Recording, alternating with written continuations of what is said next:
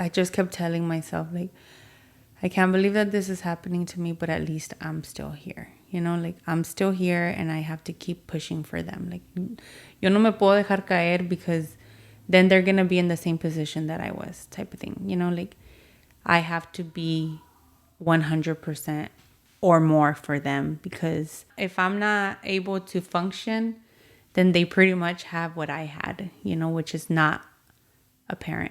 Si yo me dejo caer and I throw myself in bed all day, and I do have days like where I am sad, you know, I lost my husband, but if I let myself get to the point where I'm just thrown in bed all day or depressed all day and crying all day and just like, se me acabó la vida, what am I providing for my kids, you know?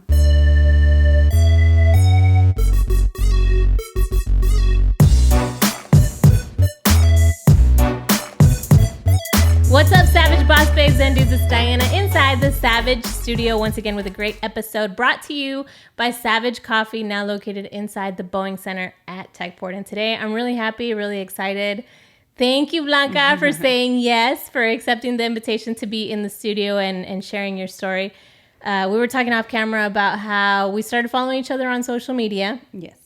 And ever since we've been following each other, I've been following your story and I've gotten insight of some of the things that you've gone through and how you've handled it. And I don't know, it was just something about it.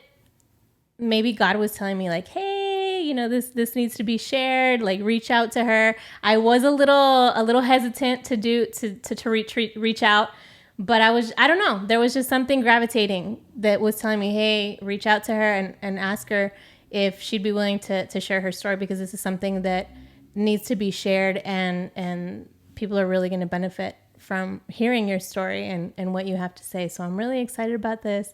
Thank you so much for being here, Blanca. Thank you for having me. I'm excited. I'm nervous, but I'm excited to share my story and a little bit about me. I promise the nerves will go away as soon as we start rolling with the talking and getting into the story. It's the nerves will go away. But let's start off with, where are you from? I'm born in San Antonio and raised also in San Antonio. I did live in Mexico for about 3 years when I was a kid. But other than that, I've lived here my What part of entire town life. did you grow up in? 151 in Petrenko, Marbach, all of that area Okay. over there. Where are your parents from? My parents are from Monterrey, Mexico, and Coahuila, Mexico. So you lived over there for I lived part of in your Monterrey. childhood. Mm-hmm. How was that Yeah. like? Very different than living in the U.S. Yeah, going to school in Mexico is a whole different ballgame. They're super So you strict. started going to school here in the U.S. and then you ended up going to school over there in Mexico. Yeah. How was that like? It was hard because you get used to the American ways. Yeah, and then like I spoke English. I spoke Spanish because of my parents, obviously, but Spanish in school versus Spanish at home is very different. Oh, yeah. So I had a hard time with that, like the language barrier and stuff. But I have a lot of good memories. I still have friends that I talked to that I met while I went to school over there that I still keep in contact with. So definitely something I cherish for sure. I'm thankful that my parents allowed me to experience that. Why was the decision made to come back? Because my dad stayed here to work. Oh, okay. So it was too much for it. It's only a 5-hour drive, I believe, from here to Monterrey, but it's a whole different country, you know, and it was just too much for them to be separated. So my dad would go every single weekend over there. So he'd work, and then when he got off of work, he would go straight to over there. We built a house and everything over there. So really? My mom How was that on you and your siblings? You know, watching your dad back and forth, and you guys having to stay over there. It was hard. I don't recall too much about it. I feel like I don't remember a lot of stuff from my childhood, but I do remember that it was a lot of traveling. We were constantly going back and forth as far as like coming to visit my dad or him coming out there. You know, every vacation it was like travel. And it wasn't like vacation to a new place. It was always to visit my dad. Or did you ever at this time, did you ever feel like, I want to stay in Mexico, or I wish we could go back home? And did you ever express that to your parents? Like, I want to go back home to... No, I don't to San think Antonio? so. I think I just wanted to be wherever my dad was. I don't remember feeling like, oh, I hate it here, or I hate it in San Antonio. I liked where I was. I just wanted us to be You just wanted your together. parents. Yeah. Yeah, You were chill wherever, Right. regardless if it was Yeah. in Mexico or if it was in the U.S. Yeah. You just wanted your parents. Yeah, Which I is didn't typical, mind I it think, over for there. any child. Yeah, I didn't mind it. Life over there is fun. Like I feel like if things weren't so crazy right now, I wouldn't mind, living in Mexico. I like Mexico, and I still go often. I just, my life is here. My kids are here. Yeah. I don't think my kids would survive in Mexico. Yeah. Tell me about once you guys get back to the San Antonio, how was it now again adapting to U.S. life and going back to school over here? We actually came in the middle of December for Christmas break. I'll never forget this. My dad had rented out the house and he converted the garage into his studio apartment. And so we came to visit him. And my mom took us to the school here and she signed us up for school and we just stayed. So we never went back to Mexico after Christmas break. No. And you guys knew that this was going to happen? No. Or we came for vacation. We came to visit my dad. And I think she was just kind of like, I can't do this anymore. So she went and signed us up for school and we stayed here ever since. Really? So how was it waking up that Monday morning or whatever that you had to go to school and she was like, okay. I don't remember. Tienen que arreglarse porque se tienen que ir a la escuela. I was just like, what? We're going back to school here? And, it was in the middle of the year and we just started going back to school here. We've been here since, that was, I think, second grade. Okay. So you were really young. Yeah, I was super young. And your siblings were even younger because they're younger than you. My brother was like in kindergarten. Okay. Mm-hmm. So I don't remember a lot of it, but I do remember that it was like we came to visit and then my mom was like, we're just going to stay. So we stayed in that little garage until my dad was able to get the tenants, through their lease and out, and we moved back into the house. But okay. Yeah, that's the best that I can remember from that. So you're back in school here in the U.S. How was life back in the States? Then it was hard to adapt to English. Yeah, I actually failed third grade because it was too hard of a transition. The language barrier? Mm-hmm. Really? Yeah, because over there, they're teaching you different things. And, so I ended up failing third grade and I had to repeat. I just couldn't adapt to it. It was hard. It was definitely hard because I went from English to Spanish in school and then from Spanish back to English. At this time, as you're going through elementary and into middle school, and tell me a little bit about how you experienced going to school, what you saw your parents doing. I mean, what kind of life did you guys have now that you guys were living back here in the States? I always say I had a very good life. I always had, my dad had his own business. He started a company, like a painting company. Okay. And then my mom, she stayed home with us up until, I believe I was like in 4th or 5th grade. That she was a stay-at-home mom, and then she ended up working as a cafeteria lady at the same school that we went to. So I feel like my life was very like she was able to keep an eye on you guys. Yeah, for sure. I feel like my life was very like how it's supposed to be. I always say that, like, I had my parents and everything was good. Okay. I can't remember like any kind of trauma or bad things happening before I turned 16. And you mentioned your dad having his own business. Mm-hmm. So you grew up watching your dad being an entrepreneur and being a business owner. Mm-hmm. Did that attract you? Did you start thinking about, maybe I could do that too one day. Maybe I could start my own business, or that's a way of living that I would like for myself. I always thought I was just going to help him run his business, because he was having me do invoices and write out emails because my parents didn't speak English. Really? Yeah. At what age did you become an interpreter? Probably like 8. For me, it was like around 8 too, 8 or 9. As soon as I was able to write and use a computer, it was like, girl, okay. I was filling out paperwork at the doctor's office. I was, Yep. helping them turn in their tax paperwork and stuff, Yeah. like at 9 years old. Yeah, because you know English. And Yes. I'm like, I don't even know how to read a chapter book. You And know what now I mean? I look back and I'm just like, I have a son who's 8 right now, and I'm just like, I cannot imagine asking him to fill out some medical paperwork for me, and I was doing that. Me too. Yeah.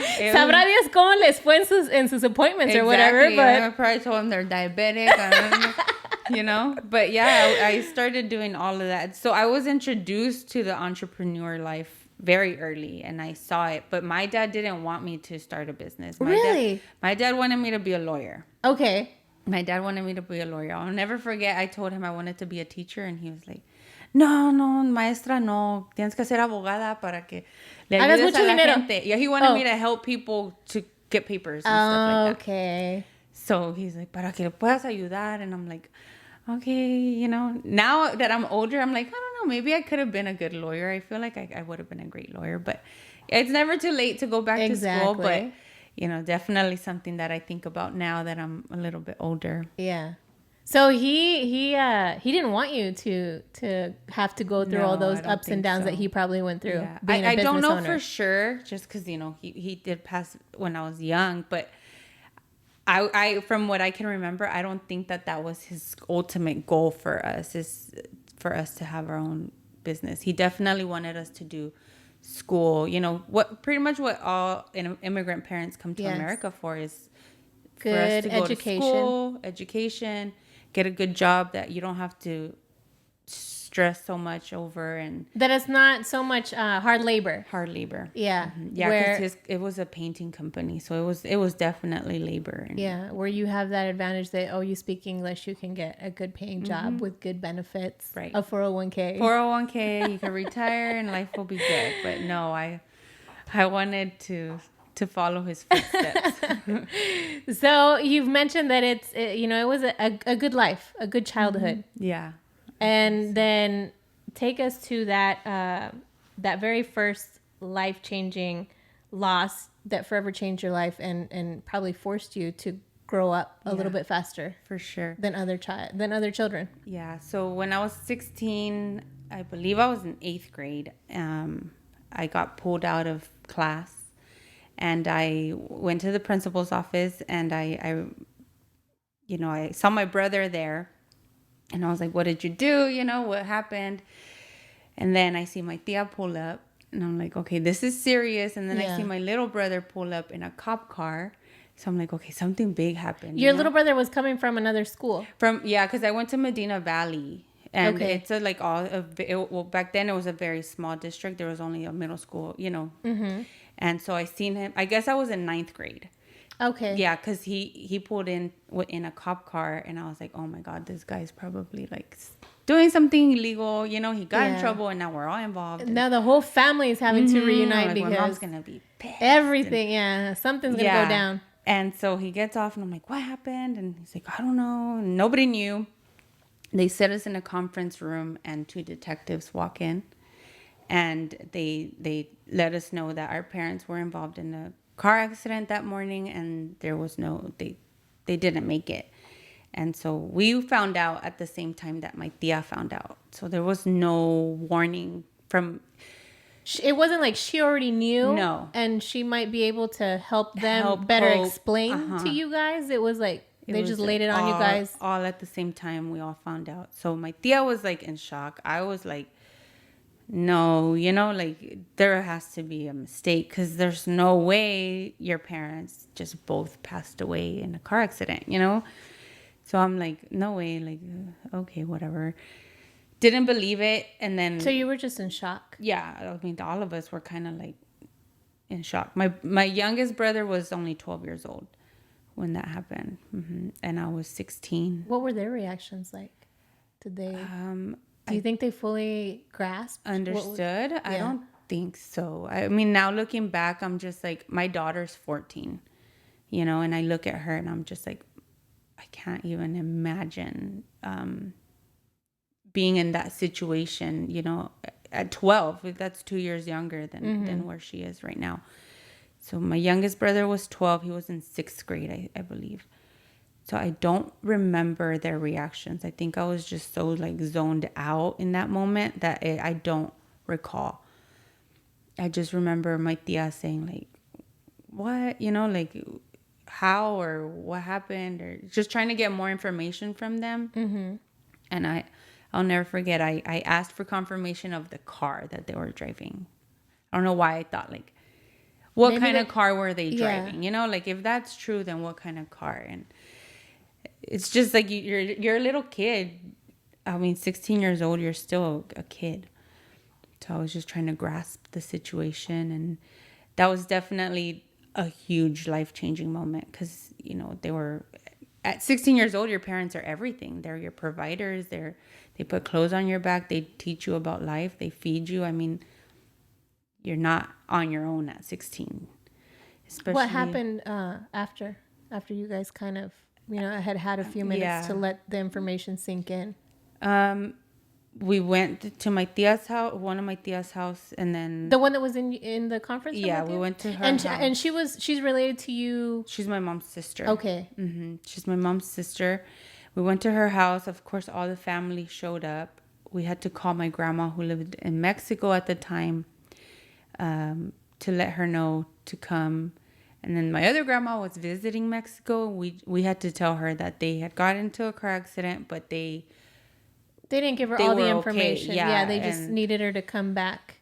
to make it through the trip Yeah. without, Getting sick or, yeah. yeah. So once she got there, we kind of let her know, and then after the funeral and everything, we went to live with another one of my mom's sisters, and then How did you feel about that?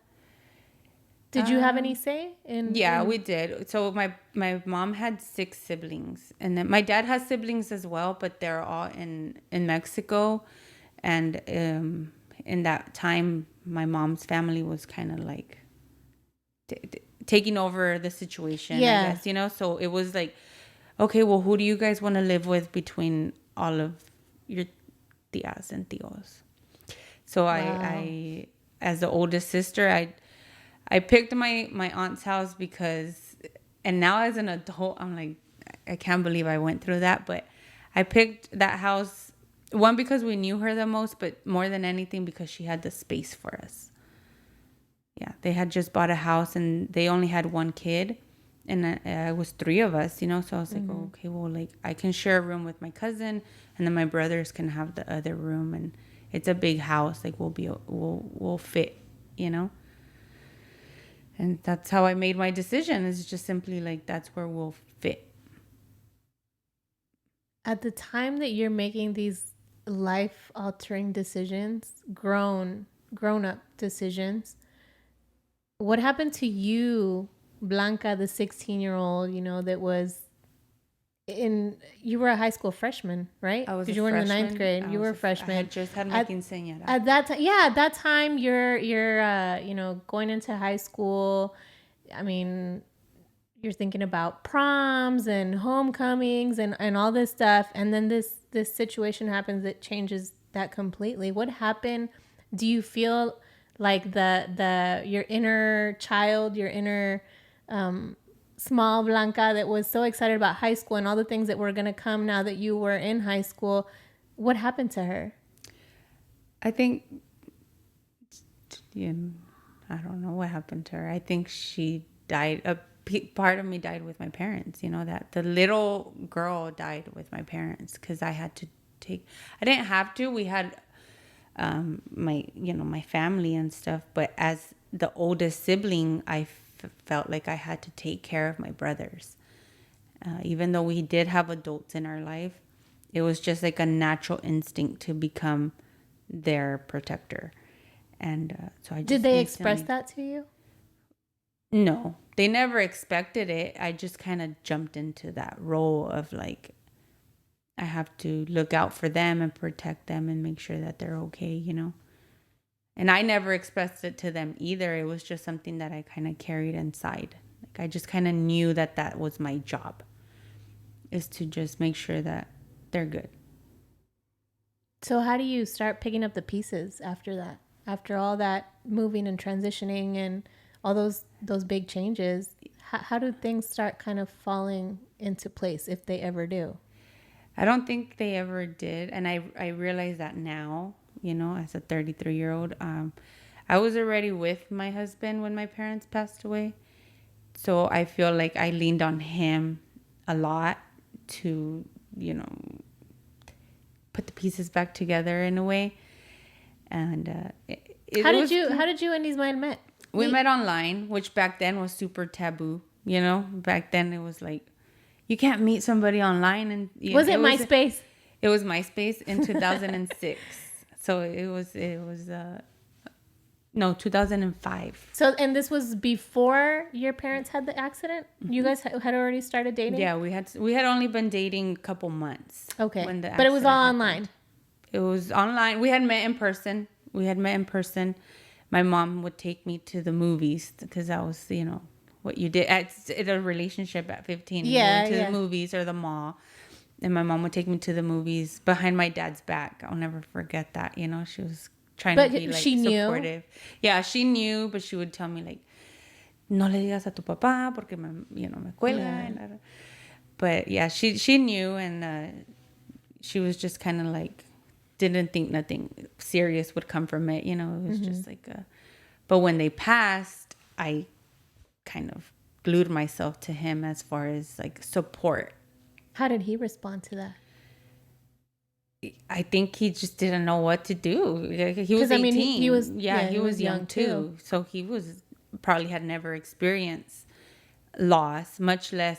I feel like my parents' loss was so tragic because it was from one moment to another, both of them at the same time. They had young kids. Like it was a big deal when it happened. It was a really big impact on a lot of people, and it was just like, this doesn't happen to people type of thing, it's just a rare occurrence. So I think he didn't know how to handle, like, first of all, my family was like hawks as far as like, what are your intentions? And what pretty once much, you had already moved in with your aunt, this transition has already happened and everything, they find out, right? Or how, they knew. How does he come into the picture? My family met my husband at my parents' funeral. Okay. Yeah. So he was there. They knew about him. Yeah. He went to their funeral and he was there. And so, that's how they knew I had a boyfriend, because he went to the funeral. And because before that, I didn't. At 16, you're not telling your family. Yeah, exactly. It's not that serious. Yeah. But, to be supportive, he went to the funeral. And that's when they were like, who's this guy that nobody knows? And, it was my boyfriend at the time. So he attends the funeral. This is where your family knows, becomes aware of him. And moving forward, I mean, how were they around him? Or did they allow you to continue the relationship or? They allowed it to an extent. But as a 16-year-old kid, I did a lot of things that I probably, wasn't supposed to be doing, as far as like meeting him, or he would pick me up at like a friend's house or stuff like that. I definitely went out of my way to like still see him, because they weren't allowing me to see him, but they weren't stopping me either. Like they would still let me go do things with my friends, but I would go and like hang out with him instead. And so that's what I mean as far as like, I left the life of like a regular teenager to just be like in a relationship, because it was comfort, security, like a safety blanket. Yeah. At this point, I mean, you're already living with your aunt, you're taking care of your siblings, you're responsible for them and stuff, but did it ever pass through your mind or occur to you like, I'm an adult, like I can do whatever I want, I need to take care, I'm taking care of myself, I'm taking care of these younger kids. Like, absolutely. Yeah. I'll never forget, like it crossed my mind thinking like a kid, and I never shared it with anybody because I was always very embarrassed that I thought this, but I'll never forget, I thought like I could do anything. I could get my tongue pierced. I could do whatever I want. Who's going to tell me anything? You know, I don't have my parents. I had my tia. She was my guardian, you know, and I was never a bad kid. I did have those thoughts that I'm like, why am I thinking about that? You know, why am I thinking like I'm free? So as the relationship progresses, when was that moment, or how did you know that he was the one that you were going to end up together? I just knew. I don't know how to explain it. He's just such a good guy, you know, like not a mean bone in his body type person. Just very like took care of me, you know. He was just always made sure that I was okay and stuff. And then I ended up moving out of my tia's house like in June on my 18th birthday. Around there, I moved out. Okay. When I was 18. Just you, or you took your siblings with you? Just me and my cousin that lived with my tia. Okay. So we moved out into a house that we rented with two other friends. And then 2 months after that, I got pregnant and I moved in with my husband. Okay. I just stayed there. So my entire adult life, I lived with Ismael. How was that? Adapting from being, you know, by yourself, taking care of your siblings, and now you're how old at this time? 18. 18. Did you still feel young, or did you feel like you still continue feeling like I'm grown, you know, I'm an adult, I can do whatever I want? I think as soon as the accident happened, I was just convinced in my head that I was an adult, you know? I don't think I ever allowed myself to be a real teenager. That was just long gone. Yeah, it was like I didn't have that option. I could have had the option because I wasn't alone. You know, I did have my aunt and my uncle and my cousins, and the support was there. It was just me, myself, that something in me switched, that I was like, I'm an adult and I have to act like one and be responsible. What were those early stages of you guys living together? You're pregnant. You guys are now, you know, getting ready to become a family. What were your talks like? Your goals, your dreams? What would he say that he wanted for your family or you? I don't think we really knew. I think we were just happy to be together. Yeah. I don't think we actually like had a plan. We were so young, you know, we were 18 and 21. So I don't think we ever thought like, oh, we want to, you know, move up in the company I'm working with. Or we never had those talks. We were just trying to survive because. What were you doing at this time, and what was he doing? I was in hair school. So I was going to cosmetology school. After I graduated high school, I jumped right into cosmetology school. And that's what you wanted to do? Yeah, that's what I thought I wanted to do. And then I quickly realized that that's not for me. I finished school, but once I was working, it wasn't for me. I didn't like it. So then you're like, okay, this is not for me. Mm-hmm. This isn't for me. What's next? Then I thought, was like, I'm going to be a stay-at-home mom. My husband was probably making like $10 an hour. You know what I mean? Like, we were not okay financially for me to be like, I'm going to be a stay-at-home mom. Yeah, you know for you to be making those kinds of decisions. I'm gonna just live life and raise my kids. And so I was a stay-at-home mom for a little bit. And then I decided to go back to school again to be a registered dental assistant. And so I did that. And I did work doing that for a while. I got my certificate and everything. That's kind of what we were doing. He always worked in the kitchen. He always worked. Ever since you met him? I met him when he worked at churches. When I met him, he was 18 and he was a cook at churches. So did he let you know, like, hey, this is my passion. I love to cook. I like to be in the kitchen, or no? I think he was just, or he just started there and then he just never left. Yeah, well, I mean, you know, when you're that young and you're trying to raise a kid, you don't have time to figure out what you want. Mm-hmm. You're just trying to make money to feed your family. Yeah, and that's what he knew how to do. So I don't think he ever had the time to figure out explore anything anything else. else. You know what I mean? Like, Yeah. this isn't for me. Let me try this. But it turned out to be his passion. So it all worked out. But definitely was not, I don't think, something that he planned on staying in forever. It just kind of happened. During this time, how is your relationship with your siblings, with your family? My family was pissed when Did I it? came I was out just gonna say, pregnant. did it Yeah. take a toll on your relationship with your family? Yeah, some of my family was supportive of it because he wasn't a bad guy, but he did have a very different upbringing than I did. Not that we were well off, but we never lacked anything. He didn't lack anything, but it was just a very different upbringing. His parents were separated, so he lived half of his life in California, half here. Very opposite. The way he dressed and stuff, they didn't like it. He dressed kind of like, I guess, a thug, not all crazy, but definitely not like a preppy boy or anything like that. Oh my gosh, I totally just remembered when you said that about the way he dresses.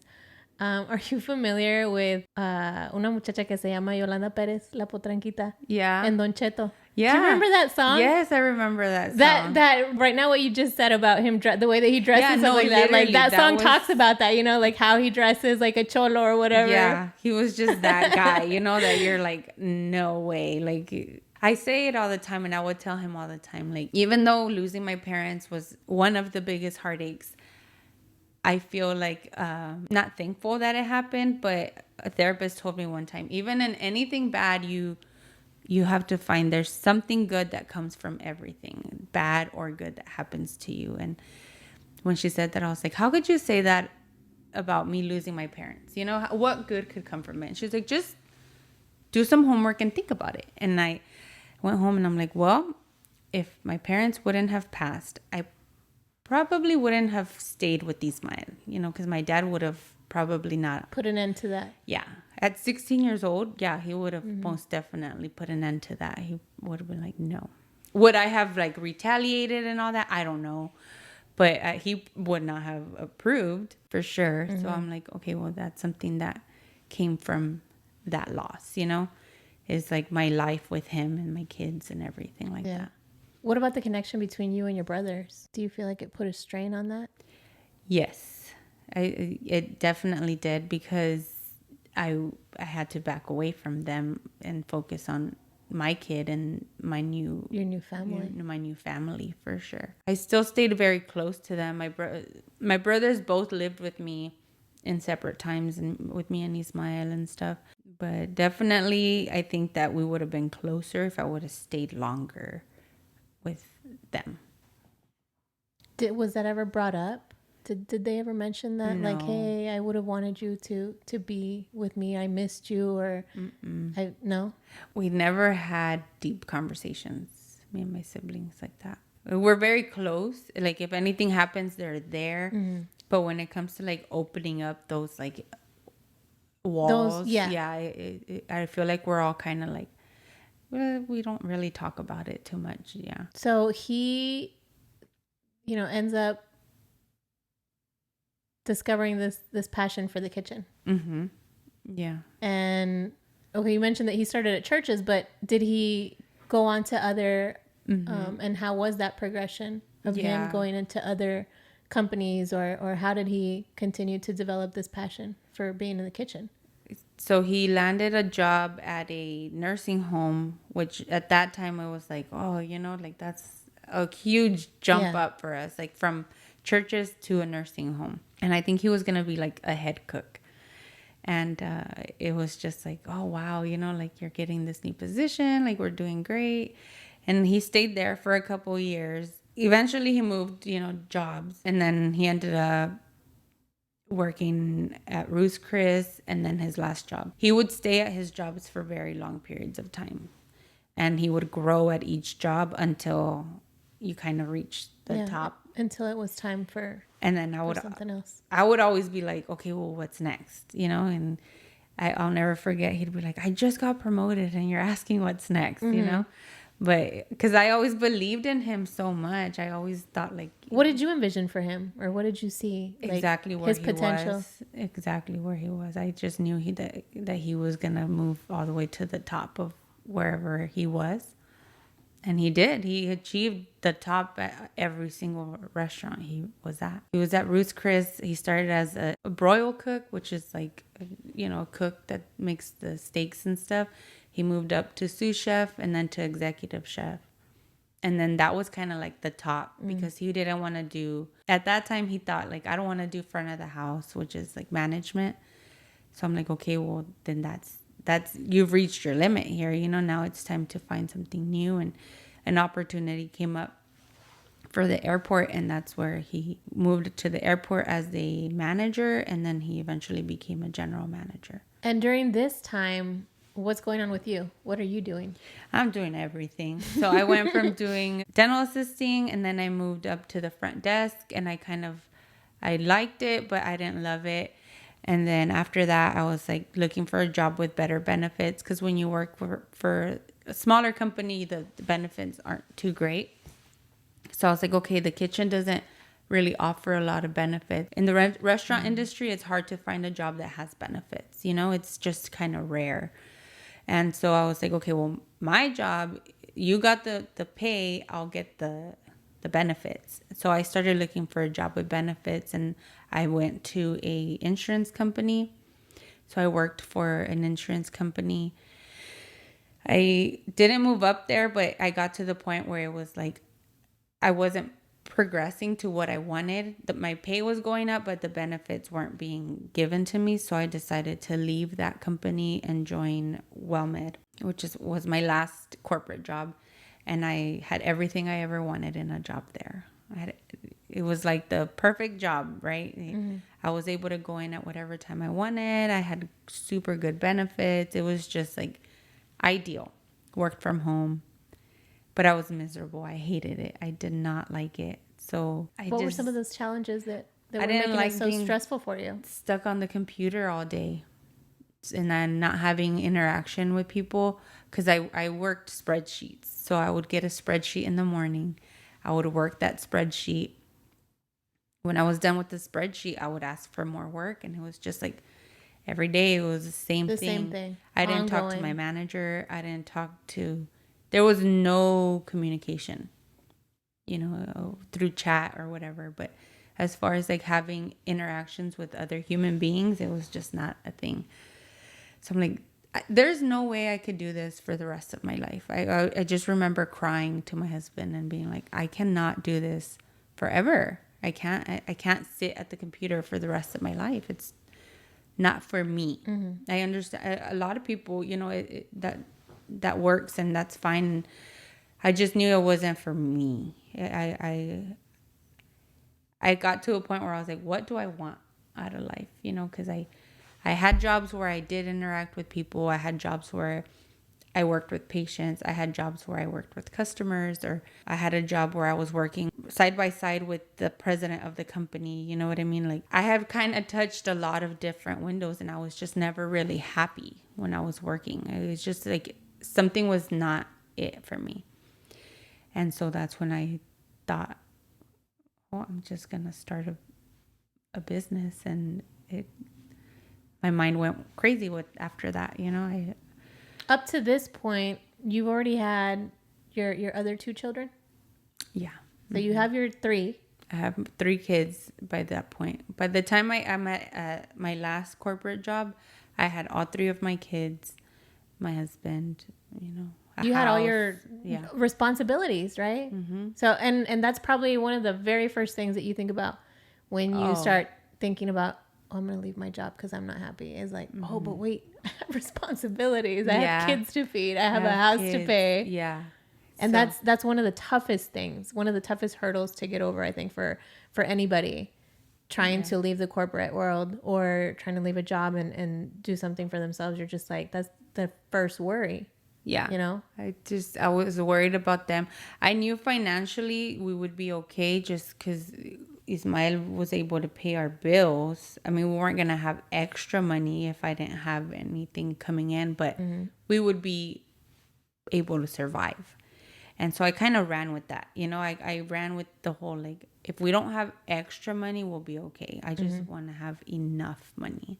So what is his reaction to you when you start expressing this? Hey, I'm not happy anymore. He would tell me to leave all the time, but I wanted to get to a point in our business where I felt like it's okay for me to leave, because of my kids, because I wanted that security of, you go from having a steady paycheck to, if there's an event, you get paid, and if there's not an event, you don't get paid, and it was very scary, but thankfully it worked out. I mean, how did the whole business idea come about? Whose was it? And how did you land on, oh, let's do food. Let's do catering.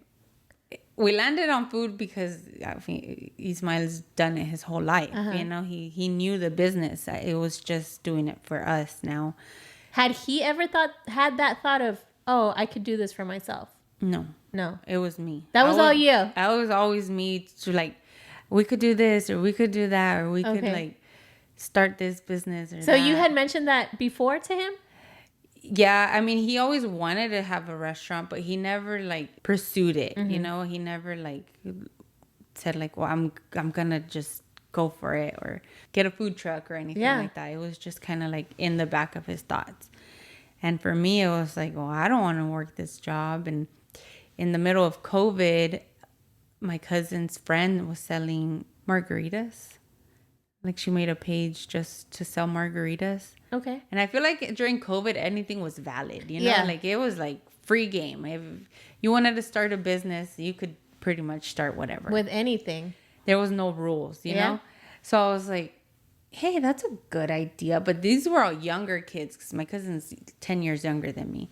So I'm like, margaritas, that's pretty cool. I'm like, what about for, like, older, like, what would I want to drink? So I'm like, I would want to drink a michelada, Like, I would want a michelada. So I started making micheladas, and I would, like, hook them up with, like, chamoy and beef jerky, and I would put all kinds of stuff in there, and I started selling those just to, like, my friends and family on Snapchat or Facebook and stuff like that. So people would come and pick these up at your house? Or really? Yeah, in the middle of COVID. So I would walk out with a face mask. I have pictures of me delivering the drinks with a face mask on and gloves and, fully... I don't know. I thought I was being safe. So people, and then it got to, like, their friends, and it just kind of grew. It didn't grow massively, but it grew to a point where I was like, okay, like, I made $500 this weekend. Yeah. You know what I mean? Like, I did pretty good. Like, for a weekend to make a couple $100, that's good. Mm-hmm. And then we moved on to meal preps. I started doing meal preps. And so I did great with that, I have pictures of my whole table full of meal preps. And this was just you and your husband? Yeah, mainly just me. Just you? Yeah, because I worked from home. So I would prep everything while I was working.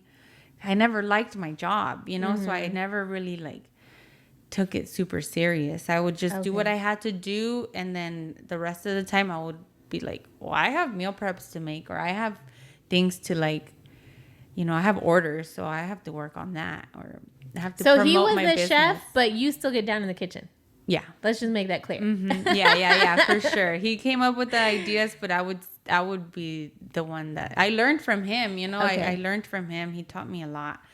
So So for meal preps, you jumped to what? I don't know why I thought I could do catering. I was like, I'm going to switch to catering. Like, I'm going to just change my name. Did you see somebody else and be like, oh, okay, that's something that I could do? Or how did that even come into your mind? Like, oh, I'm going to cook for big parties. I don't remember. I do remember that I was like, I'm going to switch my name to Gordo's Catering. Where did that come from? My son's... I always would talk about it, like, with my family. I would be like, we should start a business and call it Gordo's Catering. I would tell people that, but words are just words and actions are actions. So I would just talk about it. And then when I did it, they're like, I remember you would say that, like, that you were going to start a business called Gordo's Catering. And so I switched the name on my Instagram, and then I made a Facebook page. I'll never forget my sister-in-law, my brother's wife, was like, hey, my cousin is was looking for someone to cater her daughter's baptism. And I was like, I could do it. Not De aquí knowing. soy, dijo Blanca, de aquí soy. Yeah, I'm like, I could do that. Girl, I did For how many people? It was like 30 people. Okay. But they wanted like all kinds of stuff. It was like a huge menu.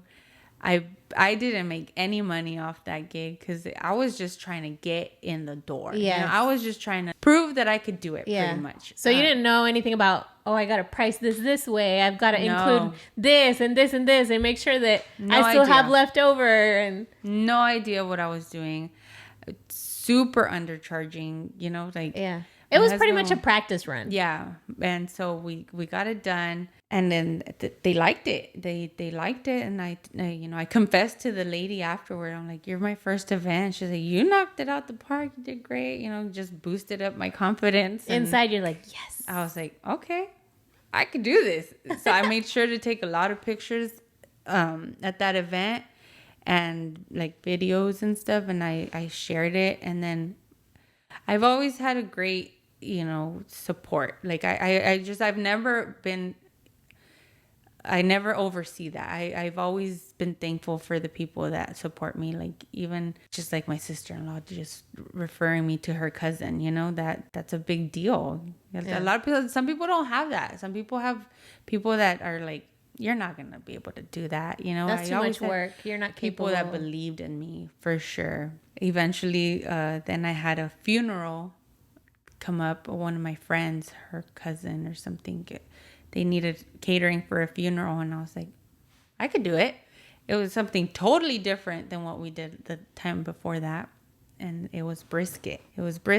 And I didn't know how to cook a brisket. And Ismael was like, I know how to cook a brisket, but not for a lot of people. And I'm like, we'll figure it out. I think it'll be okay. So we did it. They loved it. It worked out. But I only charged, I think, $5 or $6 a plate for brisket. And Ismael was so pissed because he's like, what are you doing? Like, why are you charging $6 a plate for brisket? Like, you don't know what you're doing. Stop, And I'm like, it's fine. Like, we'll figure it out along the way. Like, let's just get our name out there. Like, let's let people taste our food. And eventually, like, people will kind of gravitate, I think. You got to charge. In my head, I was like, you got to charge a little bit so that people will book. And then you'll kind of reel them in that way. Mm-hmm. And that was just my mentality. Like, I didn't care about the profit.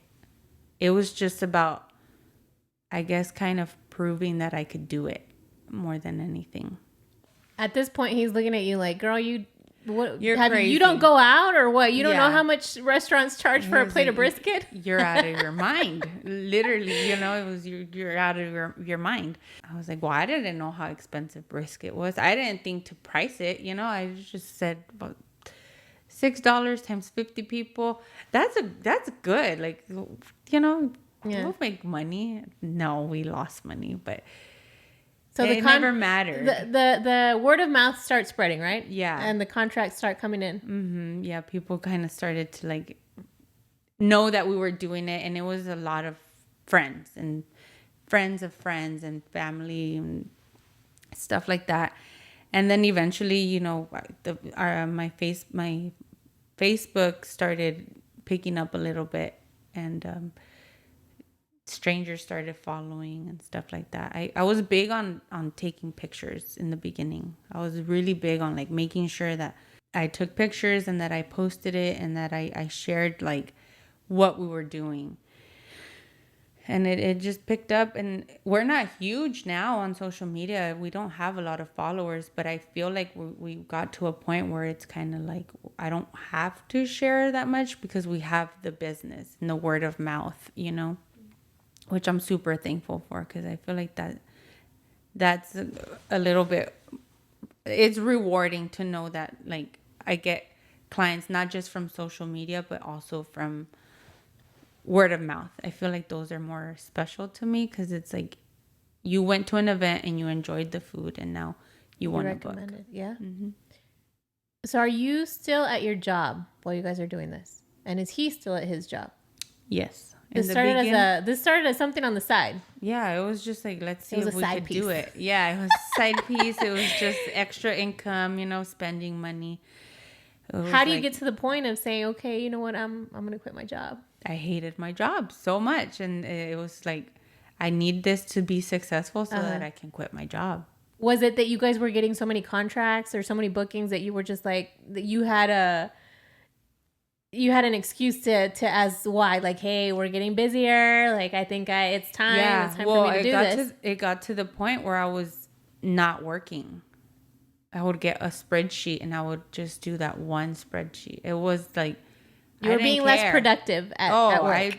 I was sending contracts on my work computer. I was sending, I was building menus on my work computer. I was just like, I did not really care. You were not present there. It was like, sorry if my old manager sees this, but like, I was not there, and I was failing at my job because I was just not interested in it. I hated it so much. It was just like, I was so unhappy.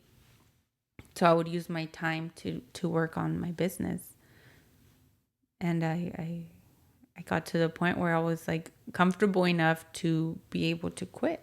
It wasn't about the money. It was more about the freedom of not having to work. And Ismael was always like, I mean, it's fine if you want to quit. Just know that we're not going to have extra money. Siempre me gusta andar, en la calle and like going out to eat or taking the kids here, taking the kids there. So he was like, it's fine. Just know that that's over if you quit, Life is going to change. Right. Like, we're down to one income and we'll be okay with bills, but know that all these extra things that you want to do are going to end. So I'm like, okay, yeah, whatever. Like, that's fine. I don't care. I just don't want to be at my job. And I think we're doing okay with the business to where I can keep going. And so I quit. And that was, I think, 2 years ago now that I quit my job. Did he get to the point where he quit his job? No. He stayed He working. wanted to, but he never got to quit. I think he was too invested in his job, Again, you reach a point where it's like too hard to replace that income. Yeah. Yeah, it was like too scary, like. It can be super intimidating. To be like, okay, well, because it was one thing for me to quit because I was just like, not that like extra money, I was just like, we'll be okay. Our bills will still get paid. But for him to quit his job, it was jeopardizing a lot. Like, were we going to be able to pay our bills if we didn't have events? Mm-hmm. Did we have enough events? I think now looking back, I think we would have been fine. Now that I don't have his income, now that is actually my reality, I'm like, we would have been fine. We would have been fine. But it's very scary. It's a very scary thing to quit our jobs and start a business. Yeah. It's not a movie. It doesn't happen overnight. Take me to those weeks leading up to May 9th. What were they like? What was he like? Were you noticing any changes in him? Were there any signs, anything leading up to that date? No. I mean, we were at Nyosa the night before he went into the hospital. And that morning, he woke up and he's like, I don't think I can go to work. And that was, if you knew Ismael, he never called into work. He was like not the type of person to ever call into work, ever go in late. He was just, he could be up all night, but he would still make. He would be at work to go to work. Yeah, because he was just responsible, and so when he didn't want to go to work, I was like, I know it's not because you drank last night, because we've drank before and he would go to work still. It wasn't like, oh, he woke up hungover or anything. It was like something was wrong. And so that day we stayed in bed all day. We just didn't do anything. And then the next day he was like, I don't think I can go to work. So I'm like, okay, that's 2 days. That's not okay. We need to go to the hospital. Something's wrong. And that's when I knew something was not okay. And he was in a lot of pain. Like his body was aching. And so Of course, What were you typical. feeling? Were you starting to get worried? Yeah. Like it wasn't it wasn't like a typical, your head hurts, Yeah, or no. something like that. It was No, it more was like serious. something's wrong because he swore that he had COVID. He's like, I probably have COVID. It's like not a big deal. And I'm like, I don't know. We've had COVID before, and yeah, it sucked, but it wasn't like knock you out. And when I first got COVID, it didn't knock me out, but I got it again recently, and it didn't. It was different. Yeah, it was like a different strand, Yeah. maybe, or something. So I'm like, no, I don't think so. It got to the point where I had to call his mom to help me take him to the hospital because he was just necio. Hispanic men don't want to go to the doctor. So very frustrating in that moment. Like, come on, please. And so finally it was like, you don't have a choice. You're going. And he walked into the hospital. Everything was fine. And then his condition just got like worse every day. And then he passed a week later. So it was very fast. It wasn't like he was sick for a long time and there was signs. It was we had a normal life up until the day that he went to the hospital, or the day that he called into work. So as you're in the hospital and the progression is getting worse, what are your thoughts, and how are you dealing with your kids at home, with your business? I didn't stop the business because I no quería quedar mal. I didn't want to like fail my clients and the people that were giving me the opportunity. At the same time, at that moment, I didn't know he wasn't working. So I just didn't know if he was going to get paid, and I wasn't working. So I was like, I can't afford to end these gigs, to cancel them. They had already paid deposits. So it wasn't just that I was going to lose money. I was also going to have to pay money that I already had in my pocket type of thing. So I'm like, I don't think I can afford to do that. So I had, again, my family stepped in and helped me and made the events happen. There was hiccups along the way because it was just kind of like thrown together, like everybody that could. My tia made the beans and my friend made the rice, and it was just everybody came together to kind of make those events happen. And we got through them, kept pushing through. And Meanwhile, you're at the hospital. Meanwhile, I'm trying to get all of it together while I'm at the hospital, dealing with his condition declining. And when you're in the hospital, you think you're going to get better. You think they're going to get better. Every day he was getting worse. It was a new medication. It was a new machine. It was a new, it was declining. His health was declining. Instead of improving, it was declining. And so that was very discouraging. And having experienced such a heavy loss already, in my heart, I kind of was preparing myself, and I kind of knew after a couple of days that I remember expressing my feelings to my family, and like I was like, I don't think he's gonna make it. I didn't tell his mom or his family that, because I felt like I didn't want them to think that I was giving up on him. It was just like I could see it. You can see when somebody's health is declining severely. And it was, and I had experienced it with my grandma already. I saw my grandma, not the same situation, but something very similar. So I was in the room when my grandma passed away too, because of a health condition. So I saw it, I seen how it progresses.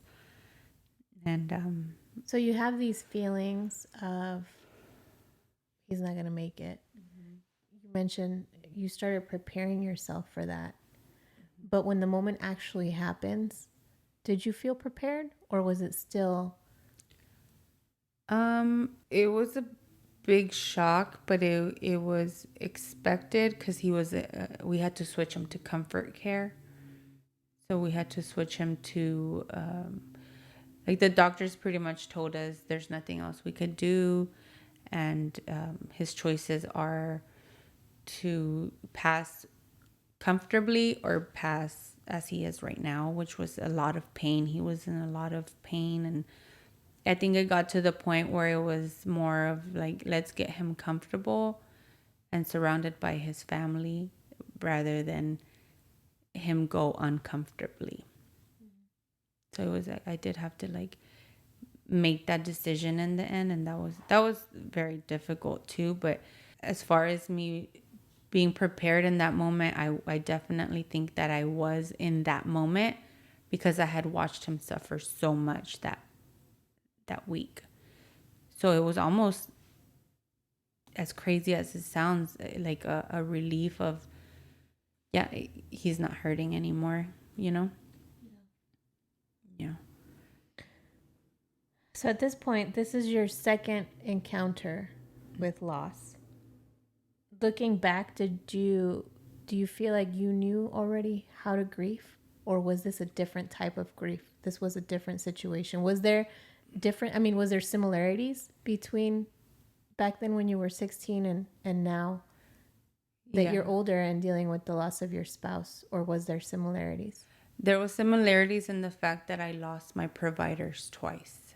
So Ismael was my provider as far as financially, emotionally.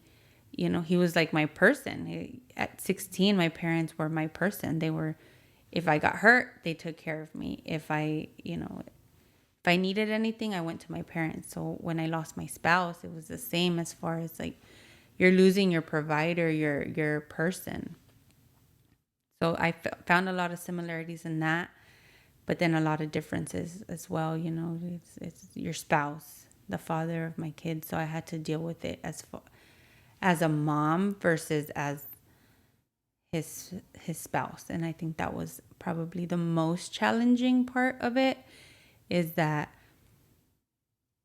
having to grieve somebody while your kids are grieving as well. That was very difficult because it's a lot of holding yourself together for them when you feel the same way that they do. You know, you're breaking apart inside, but you have to kind of keep it together for them. I know that you mentioned on social media, I remember seeing a post about how you as a family, you and your children, have had to learn to not be okay. And it's okay. It's okay to not be okay. Yeah, I tell them all the time, it's okay to feel.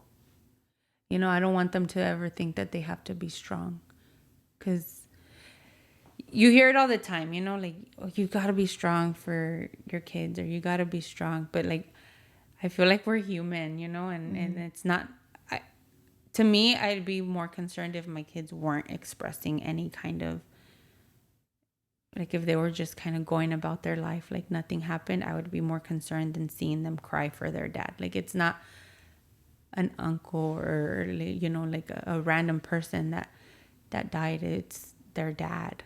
So if they weren't showing, if they were being so strong that they didn't show any kind of emotions, I feel like that would be very concerning. Did you see any similarities between their grief and your grief at your age? Like when I lost my parents, or Do you feel like they went through some of the same? I saw my daughter switch into mom mode. Really? Yeah, I definitely saw my daughter switch into like I have to help my mom. And I feel like she sometimes feels like she can't be sad because it'll make me sad, or things like that. So I definitely I went and signed them up for grievance counseling and stuff like that. So I'm taking the steps I feel like that I can to help them. But at the end, it's just like seeing how they react. But the little ones, I feel like they're so young that I can't really relate to how they're grieving, because I was a teenager. But I do relate to my daughter a lot because she's almost the same age that I was when I lost my parents. So after this is all happened, and there's the chaos of it all. Is there a moment? Is there something that happened, or something that somebody said to you, or maybe that you said to yourself, where you're like, the show must go on, like I have to continue? What was it that you said to yourself, or what was it that somebody said to you, or what moment led you to know, like, hey, I need to move on. I need to pick up the pieces as best as I can and continue on. Yeah, keep moving. I don't recall like a certain situation. I just recall thinking to myself, if I didn't know how I was gonna feed my kids. To me it became about like survival. In that moment it became about like I don't know how I'm gonna be able to afford basic life necessities. I didn't think my business was strong enough to be able to support us in that time. And I was just like, I got to keep going. I can't afford to stop because I didn't want the kids to feel like losing their dad, not ruin their life, but it had such a drastic change to where they were going to have to go without. I didn't want them to feel like my mom can't do it, or I don't know. I don't know how to explain it. It was just something in me switched to like keep providing for them, for my kids. My kids just kept me going. That's all I can like really say. They've become your strength. Yeah, like they became my strength, because if it wasn't for them, I don't think I would have been able to keep doing events, and keep managing the business. And even though I had a lot of help, I think I would have just been like, it doesn't even matter, like it's fine. Just let them be mad or give them their money back. But in that moment, I was just like, no, like, no quiero quedar mal. Like, I didn't want my kids to feel like I couldn't, I guess, provide for them. I don't know how to explain it. Yeah, it was just hard. Do you think that force that drives you now is your children, and you not wanting for them to go through what you had to go through? Yeah.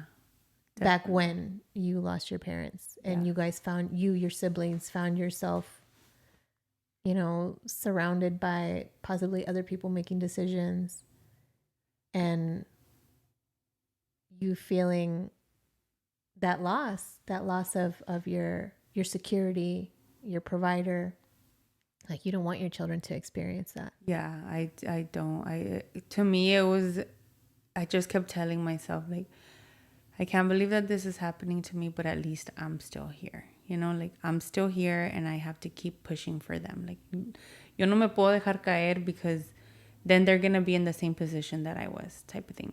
Like, I have to be 100% or more for them, because if I'm not able to function, then they pretty much have what I had, which is not a parent.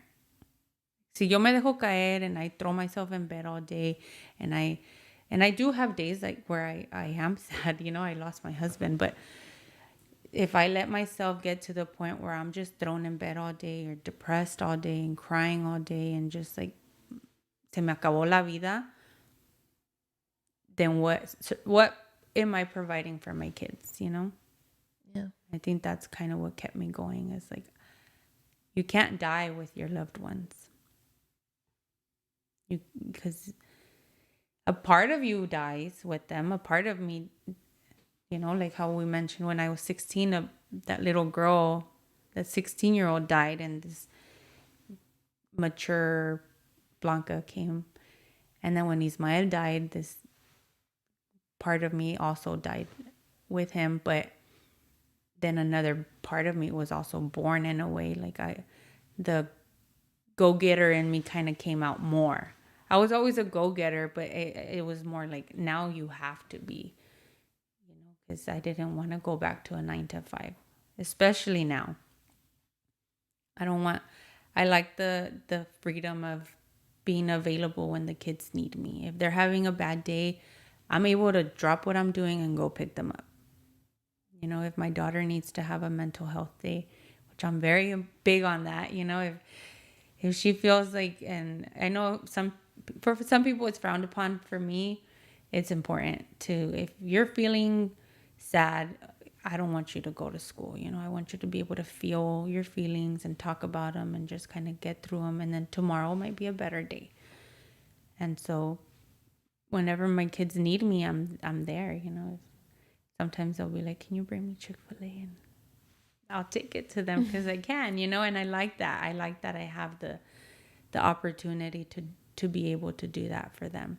And that's kind of what keeps me going with the business, is just being available for the kids, being the best mom that I can be for them in all just different aspects, as far as like at home, and being able to give them, if they want a certain toy, then when the time is right, I can buy it for them. And I'm not saying I'm going to spoil them just because they've been through a hard situation, but I definitely do want to show them that they are special. Take care of them. Yeah. Like I said, ever since I started following you, I don't know, there was just something about you. There was something about you, seeing that you were going through the situations that you were. There was something that just gravitated me towards reaching out to you. And I just want to let you know that there's a lot of people cheering you on, clapping for you during all those firsts. And I'm referring to your first birthday without him, your first anniversary without him. Mm-hmm. All those firsts are huge milestones that other people in that situation might be like, I'm going to go throw myself in bed. Just like you said, I'm going to throw myself in bed. I don't want to do anything. I don't want to see anybody. I don't want to talk to anybody. The fact that you are putting yourself out there and doing something on all these firsts, I really commend you. I'm clapping for you. I mean, we didn't know each other. You didn't know, I didn't know you, but I'm clapping for you. I'm clapping for you. I'm cheering for you. I'm praying for you, because I want to see you succeed. I feel like there's a great purpose for you on this earth, and everything that you've gone through, something that can be shared with somebody else, that can help somebody else get through something similar. Yeah, I agree. I want to thank you again. I want to say thank you so much for being available and being willing to share your story with us. I hope that it came out, that you like it, that you shared what you lived with him, and that it really does justice for you, for your story, and for his story too. Yes. Thank you. I appreciate you having me and just seeing me as a, person. And I've always wanted to share my story. I feel like I do have a lot to tell. I've been through a lot of not regular situations, I guess. But there's just, grief is hard, man. It's hard. And it's crazy to think how many people haven't experienced it at our age, at my age. I have friends my age that have never lost even a grandparent, Yeah.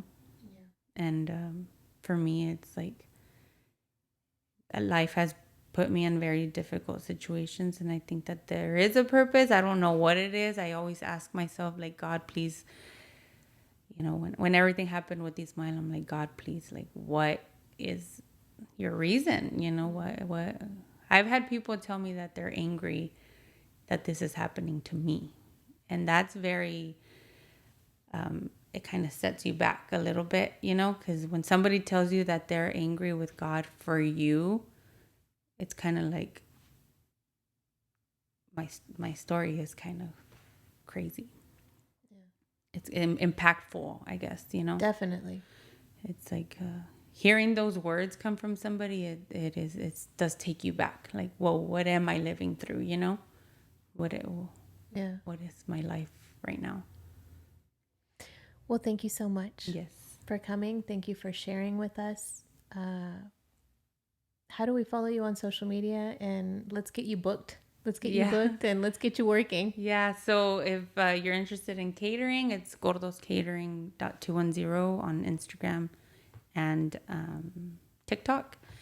And then if it's for my personal, which I just share a bunch of random stuff, but it's blanks period 210. Perfect. So blank.210. And that's on Instagram and TikTok. Thank you so much, Blanca. Yes. God bless. Thank you. Thank you. Thank you for listening, for watching. Please subscribe. Please remember to share this episode so that your friends and followers can also tune into the Savage podcast. This episode was brought to you by Savage Coffee, now located inside the Boeing Center at Techport.